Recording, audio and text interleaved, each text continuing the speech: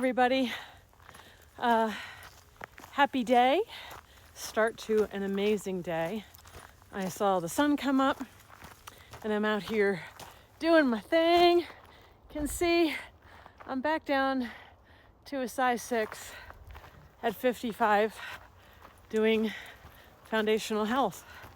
When you start using medications and stuff, I just shake my head.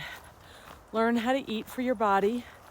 Learn what kind of exercise you need, and then do it. And if you need support, get a coach, like Coach X. Or if you need more than a coach and you need somebody like me to straighten out hormones and other problems, then you hire someone like me. So my friend Coach X on here is great. He trains his clients in person. I think he could even do it distance if he doesn't already do it via FaceTime. But we'll see if he actually does that. I don't know that yet. But I love his kind of attitude and his energy. So anyway, what am I talking about today? I'm so happy I'm in better physical condition because yesterday I'm going to talk about animal communication, trust, relationship, and critical situations that can occur. And sorry, I'm going uphill again today rather than downhill. It's like a 2-mile sloping uphill. I call it the Bhutan Death March, but it's clearly doing me a lot of good. So anyway, yesterday I had a situation on William that was really serious. So it's such a beautiful time of year. I kind of forgot that it was hunting season. I don't have anything against hunters, but I was about to yell at Thor for eating poop that wasn't anybody else's elk poop. But I mean, when I grew up hunting, or my parents and we were around hunters, they were always gone by like 9 o'clock in the morning. And now these dum-dums think that animals are stupid and they hang out in broad daylight all day. And because they have a tag or something, they feel they have the right of way and they really don't. I've been riding in the BLM area for over 6 months now, and I've never spotted a four-wheeler or anybody hiking, one bicyclist, one hiker. And so it's not like people don't know I'm out there. They see my tracks all the time. So I'm out there and a four-wheeler comes roaring down a trail that has no business having a four-wheeler on it. It's like no room. There's a 50-foot drop off or a very steep incline on the other side. So thankfully, William held it together. I was bareback. That guy was really on top of us before he heard me going, yo, yo. I have a really big voice. Everyone will tell you I have a big mouth, but you have to when you work with animals. So he heard me, and at first he was a little testy. And he was like, I am going slow, lady. And I was like, oh, no, you didn't. I was like, I got mace. I'm strapped.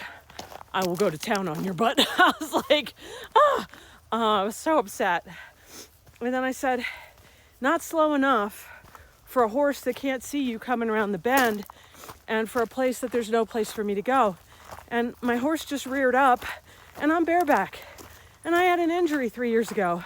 I'm not in the mood for getting into an accident because you feel the need to go vroom, vroom, through the damn woods. You can't hear anything. And if you're a hunter, for the love of God, you've scared everything off within a 10-mile radius. But anyway, those people don't understand that because they're too lazy to hike in, too lazy to hike out. Actually, what you should have is a mule. But anyway, I digress. William was scared out of his pants that he was going to let me down and hurt me, or I was going to slide off. So he was trying to contain his fear and trying to keep me on his back. He's only 10, and yes, he's maturing exponentially, but I have come off of him 3 times when he was a young horse. And this is what I wanted to talk about. Like, then we had like these hunters up on a ridge spotting, doing fake elk calls, which really triggered William because he's like, those are not normal animal calls. I said, no, they're not. It's a trap. And I guess the stupid elk will get nailed by it. But then I got a little mad. And William chuckled. He read my mind before I even did it. And took my phone, put the volume on loud, and started playing AC/DC Thunderstruck. And I said, well, that should help out with the situation. And then I called out to all the animals in the area. I said, guys, if you're smelling stuff, hearing fake language as calls, get out of town. I said, there are hunters out here, and, just leave. To be honest, I used to see elk out there every morning when I rode, and I would pass within 5 feet of them because they knew my horse was a wild horse. They knew my horse wasn't an idiot, and they knew I wasn't a hunter. So I've been up close and personal with a lot of elk out there. So I just sent out the bat signal energetically and said, go as deep as you can. Stay away from the trails where motorized vehicles can go. They know what those are. And I said, please listen to me. And I can't not ride all fall. So I'm going out to get a big obnoxious orange hat and a big obnoxious orange vest. And I'm going to be playing AC/DC Thunderstruck the whole ride because I'm not going to lose the whole... Hey! Don't you guys dare. Come here. Come here. That's too far. Come. Thornton. Come on, Thornton. Thank you. No, leave them alone. So, sorry. The animal communication that was occurring was, I got this, William. You need to hold on. Bo! I'll put you on a leash. Knock it off. Sorry. I had to tell him, I've got this. I'm aware. I am helping you stay out of the way. We climbed up and the guy's like, you can walk right by my machine. There's enough room. I'm like, no, there's not. Not on a ledge like that. Not with a horse. I'm not doing it. I said, I'll just go around you. I have a mountain horse and climb pretty much over anything. So we did.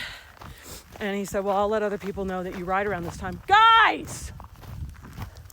If you don't stop acting crazy, you're getting leashed. Sorry. They're just excited because they smell all the animals out here.